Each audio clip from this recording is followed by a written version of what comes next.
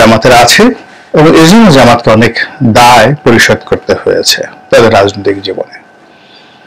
2 নম্বর হলো যে ইসলামাইজেশন, ধর্মভিত্তিক যে রাজনীতি, এটি পাকিস্তানে, আফগানিস্তানে বা অন্যান্য মুসলিম দেশে যেভাবে কার্যকর আছে বা এই রাজনৈতিক সংগঠনগুলো যেভাবে শক্তিশালী, ঠিক ভারতের যে ধর্ম নিরপেক্ষ মতবাদ, সেই মতবাদে এই ধর্মভিত্তিক রাজনীতি ভারত স্বীকার করে না, এটি হল স্বাভাবিক দৃষ্টিতে। তো সেই কারণে জামাতের সঙ্গে ভারতের যে সম্পর্ক, সেই সম্পর্ক হওয়া সম্ভব নয় বলেই লোকজন বিশ্বাস করত। কিন্তু অবাক করার ব্যাপার হলো যে যারা ঠিক ভারতের যে উপরে ধর্ম নিরপেক্ষ মতবাদকে দেখেন, তারা যদি পর্দার আড়ালের অন্য যে হিসাব রয়েছে সেই হিসাব তারা যাকে বলা হয় বিশ্লেষণ করেন, তাহলে দেখবেন যে জামাতের সঙ্গে দিল্লির একটা দীর্ঘকালীন একটা সম্পর্ক তাদের ছিল, বিশেষ করে এরশাদ জমানা থেকে। আপনারা জানেন যে জিয়াউর রহমান সাহেবের যে মৃত্যু, সেটা একটা সাময়িক কুয়ের মাধ্যম হয়েছিল এবং সেখানে অনেকে বলে যে ভারতের একটা হাত ছিল। এবং এরশাদ সাহেবের ক্ষমতা আরোহণ এবং একেবারে তার শেষ দিন, মৃত্যুর দিন পর্যন্ত ভারতের একটা ছায়া, তাদের যাকে বলে একটা বিশাল ছাতা, আশ্রয়ের ছাতা এরশাদ সাহেবের উপরে ছিল। আবার তিনি যখন ক্ষমতা হারালেন তখনও ভারত একটা গ্যারান্টি চেয়েছিল যারা ক্ষমতায় এসেছিলেন এবং সেনাবাহিনীর যারা কর্মকর্তা ছিলেন সবার কাছে, যে এরশাদ সাহেবকে রাজনীতি করার সুযোগ দেওয়া হবে, নিরাপত্তা দেওয়া হবে, ইত্যাদি ইত্যাদি অনেক কিছু। এবং বিএনপি যখন ক্ষমতায় এসে এরশাদ সাহেবের উপর ঠিক বেশি মাত্রায় জুলুম করেছিল, নির্যাতন করেছিল, এর ফলে ভারতের সঙ্গে কিন্তু সম্পর্ক নষ্ট হয়ে গেছিল বেগম জিয়া সরকারের, 91 সালের সরকারের, কেবলমাত্র এরশাদকে কেন্দ্র করে। এবং ভারতের ইঙ্গিতে এরশাদ সাহেব কিন্তু আওয়ামী লীগের সঙ্গে বন্ধুত্ব করতে তিনি রাজি হন জেলখানা থেকে। এবং সেখান থেকেই যখন বিএনপি এবং জামাত, সেখান থেকে জাতীয় পার্টি এবং জামাত, তারা যখন আওয়ামী লীগের দিকে ঝুঁকে পড়ে ভারতের কথা মতো, তখন দেখা গেল যে বিএনপি সরকারের পতন হয়ে গেল এবং আওয়ামী লীগ ক্ষমতা চলে আসলো 96। এইভাবে যে কয়দিন আমাদের ক্ষমতার পালা পরিবর্তন হয়েছে, পট পরিবর্তন হয়েছে, সে 80-র দশক থেকে সব সময়টাতে জামাত এই ক্ষমতার শীল যারা লোক, তাদের সঙ্গে তাদের একটা সংযোগ, এটি ছিল ভারতের মাধ্যমে। যেমন জামাত 86 সনে 1986-এ তিনি তারা যে নির্বাচনে অংশগ্রহণ করেছিল এরশাদের অধীনে, এবং সেখানে জামাত, এরশাদ এবং আওয়ামী লীগ, তাদের মধ্যে যে সমঝোতা হয়েছিল সেই সমঝোতার বাইরে বিএনপি ছিটকে পড়েছিল এবং সেই সমঝোতার ভিত্তিতে জামাত ইলেকশন অংশগ্রহণ করেছিল 1986-এর পার্লামেন্টারি ইলেকশনে। আবার পরবর্তীতে যে রাজপথের আন্দোলন, সেই রাজপথের আন্দোলনেও কিন্তু দেখা গেল যে জামাত সেই ভারতের পরামর্শে কিন্তু আওয়ামী লীগের সঙ্গে থেকেছে। আবার একইভাবে যখন 91 সালে বেগম জিয়া ক্ষমতা এলেন, তখন সেই সরকারের প্রতি মৌন সমর্থন এবং সব রকম যে কোঅপারেশন, সেখানে সবাই বলে যে দিল্লির একটা গ্রিন সিগন্যাল ছিল। আবার দিল্লি যখন উল্টে গেল, বিএনপির ব্যাপারে বিরোধ হয়ে গেল, তখন আওয়ামী লীগের দিকে ঝুঁকে পড়া, আবার জাতীয় পার্টির সাথে বন্ধুত্ব করা, এই জিনিসটি দিল্লির নির্দেশে হয়েছে। এরপরে আপনি যদি চিন্তা করেন 111 is absolutely created, built and designed by the law against BNP, এবং এখানে 111 হওয়ার পর সবচেয়ে সুবিধাজনক অবস্থায় ছিল জামাত। আজকে যেমন দেখুন এই রাজধানীতে বিভাগীয় শহরে অফিস আদালতে জামাতের যেমন একটা যাকে বলা হয় রমরমা ভাব, ঠিক 11-র সময় সবচেয়ে নিরাপদে ছিল জামাত, এরপর দ্বিতীয় নিরাপদে ছিল জাতীয় পার্টি, এবং তারা উভয় কিন্তু ভারতের ভালোবাসার মানুষ, স্নেহের মানুষ। এটা আমরা স্বাভাবিক যে ভারত উপরে বলে ধর্মভিত্তিক রাজনৈতিক দল বন্ধ করতে হবে, জামাতের নিবন্ধন বাতিল করতে হবে, আওয়ামী লীগ যে কথাগুলো বলেছে ওটা হলো মানে মানচিত্রের একদিক, আর অন্যদিকে হলো এই যে আমি যেটা বলছি সেটা। আপনি 11-এর সময় জামাত খুব একটা ভালো অবস্থানে তারা ছিল। এরপর 11-এর সেই যে সরকার, সেই সরকার যখন পতন হয়, সেই সরকারের পতন হয়, আওয়ামী লীগের সঙ্গে কিন্তু 2009 সনে জামাতের কোনো বিরোধ ছিল না, কিন্তু এখানে একটা যাকে বলা হয় প্রাকৃতিক সমস্যা তৈরি হয়ে যায়। সেটা ছিল আওয়ামী লীগের নির্বাচনী ম্যানিফেস্টোতে ছিল যুদ্ধাপরাধীদের বিচার। তো যখন এটা হলো যুদ্ধাপরাধীদের বিচার, মানে যাকে বলা সরকার ক্ষমতা হলো, তখন এই বিচারটাকে একটা আক্ষরিক অর্থে একটা জাস্ট মব বা মক বিচার করার জন্য আওয়ামী লীগ কিন্তু প্রাণান্ত চেষ্টা করেছিল। কিন্তু অল অন সাডেন দেখা গেল একদিন পার্লামেন্টে এমন একটা অবস্থা হয়ে গেল, আমি সেদিন পার্লামেন্টে উপস্থিত ছিলাম, যে এই যুদ্ধাপরাধীদের যে বিচার ট্রাইব্যুনালের যে এই অ্যাক্ট, ওটা মুহূর্তের মধ্যে পার্লামেন্টে পাশ হয়ে গেল। এবং এটা শেখ হাসিনা কোনোদিন চাননি, স্পিকার চাননি, আইনমন্ত্রী কামরুল সাহেব ছিলেন তিনিও চাননি, কিন্তু এটা না নেচার, এটা হয়ে গেল।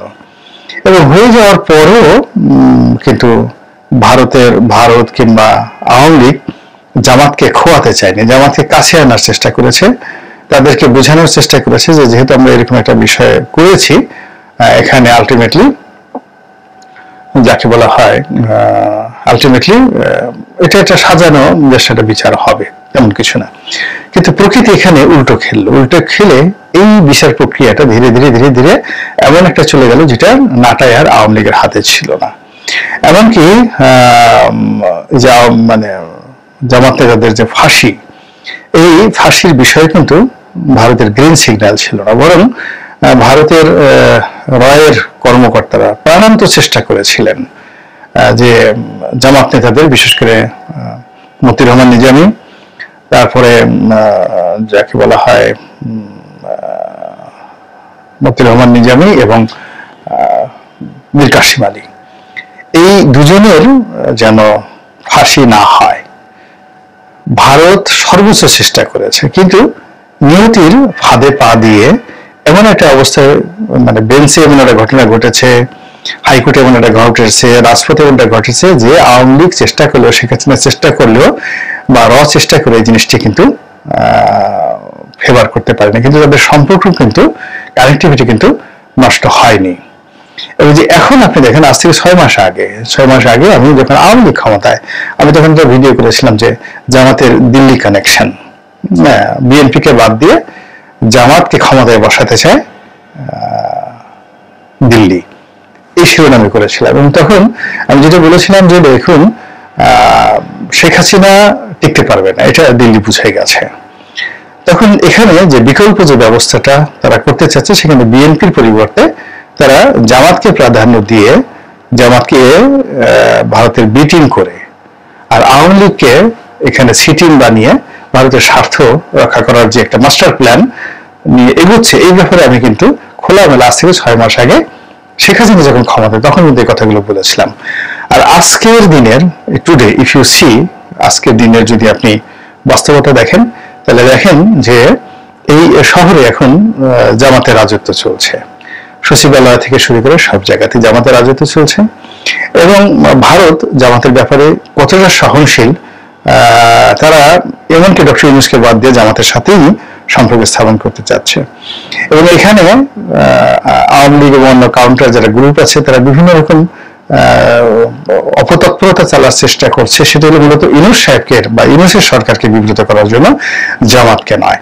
তো এখন সেই জামাত আবার একটা নির্দিষ্ট সময় চাচ্ছে, এখন যদি কোনো মতে নির্বাচন হয়ে যায়, নির্বাচন হয়ে গেলে তো বিএনপি চলে আসবে, আর নির্বাচন না হয়ে যদি মার্শাল ল চলে আসে, একটা বিশৃঙ্খলা তৈরি হয়ে যায়, সেক্ষেত্রে জামাতের জন্য খারাপ হবে না, ভালোই হবে, বরং বিএনপির জন্য সেটা বিপদ হয়ে যাবে। কিন্তু পরিবেশ পরিস্থিতি এমন একটা অবস্থা হচ্ছে যে বিএনপি পুরো পরিস্থিতিটাকে এমনভাবে নিয়ন্ত্রণ করার চেষ্টা করছে যে জনগণের ধৈর্য ধারণ করার চেষ্টা করছে। ডক্টর ইউনূসের যারা লোকজন আছেন তারাও কিন্তু প্রাণান্ত চেষ্টা করছে যেন মার্শাল ল বা জরুরি অবস্থার মতো পরিবেশ এবং পরিস্থিতির সৃষ্টি না হয়। এর ফলে কি হচ্ছে, জামাতের যে কর্মকাণ্ড, সেই কর্মকাণ্ডগুলো নিয়ে কিন্তু একটার পর একটা বিতর্ক তৈরি হয়ে যাচ্ছে। ইতিমধ্যে জামাতের লোকজন করেছি কিনা জানি না, দেওয়ানবাগির পীর সাহেবের মাজার ভাঙা হচ্ছে এবং এটা নিয়ে জামাত পক্ষের লোকজন মহা খুশি।